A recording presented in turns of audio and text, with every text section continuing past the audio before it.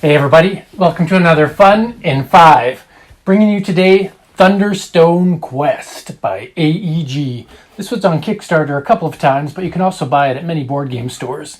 It is a deck building kind of character growth adventure game that you also play on a board. It's kind of neat how it melds deck building and boards together. So why is this game fun? Well, first of all, you get to deck build characters. In many deck builders, you're building a kingdom, or you're building a realm, or you're exploring with a campaign of people. In this game, you're really trying to build up your own kind of character, maybe one or two characters, but sometimes usually you'll focus on one or two types of characters that you'll build up, whether they're a wizard, or a fighter, or a cleric, or a archer. There's all kinds of different characters in the game, and I'll show a few on the screen here. But I have a lot of fun just trying to come up with different ways to enhance one particular character, and it makes it really feel like they're epic when I can get them enough of their swords or magic or different things to really get the engine growing in this deck building game. You start with this measly little deck of what you call adventurers, but then they grow into these epic characters. Not only that, they grow in level, they advance in power. So you can really feel your characters get stronger and stronger as you try to get towards the end game goal. So that deck building / character building that combines into one is really, really fun. And that's probably my favorite part about the entire game, is seeing that character growth when I play.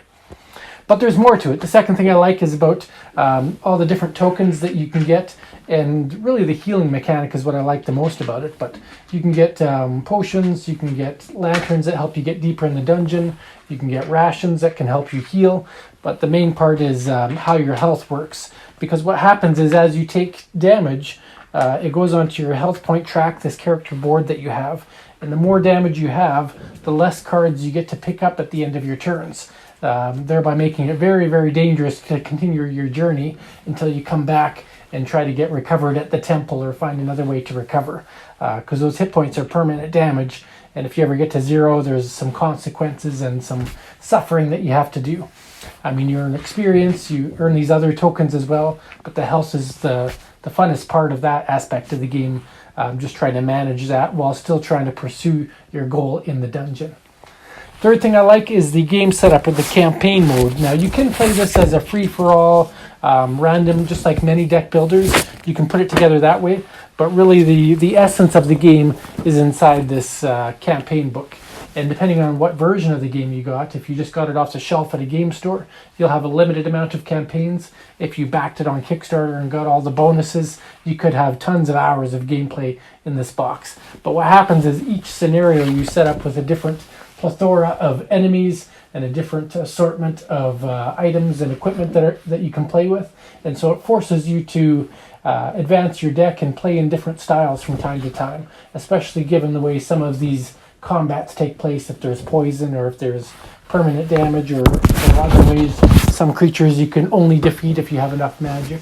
So you can't just always go with a single style and hope to win the entire campaign. It forces you to explore different avenues and different cards. And I like that. I like how it really makes me have to think when I go through each campaign, is this the right strategy this time, or should I try something else?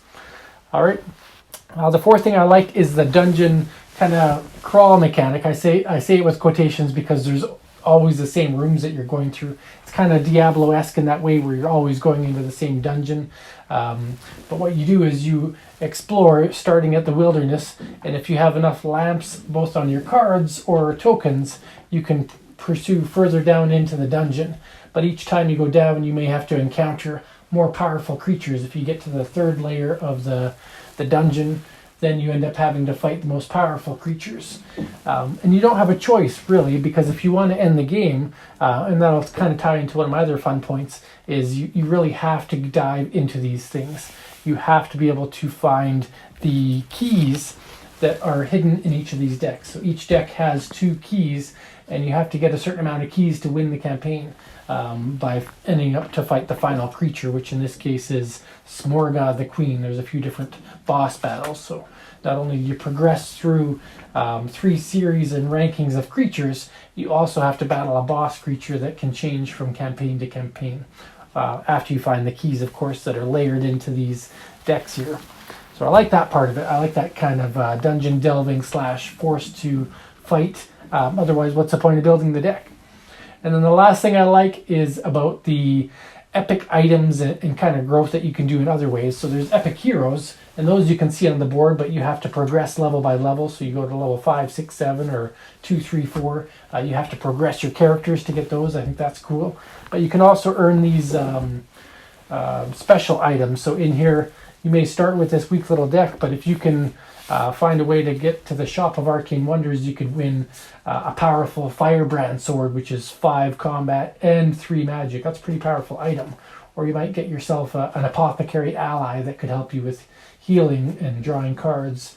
You could just get some more treasure that can help you do other things. So I like the fact that there's a little bit of randomness in your deck building. There's set deck building, so you get to choose what you buy and choose what to advance, and then you have just a little bit of randomness to add some rarity and fun to the mix. And that's what every game needs, is just a little bit of hidden information, just to make it that much more exciting when you find that card or that item that really tops off your deck and helps you defeat the big bad guy at the end. So I like all of those things about the game. I played about 80% of the campaign now, just a few more left to do, and had fun each time we played it. There are parts of it that get a little repetitive, but overall, I think it's well worth investing in and trying this game out as an alternative deck builder to classic ones. It's much different than Clank and much different than Dominion and other games that are out there. So give it a try. Thank you for watching. Have a great day.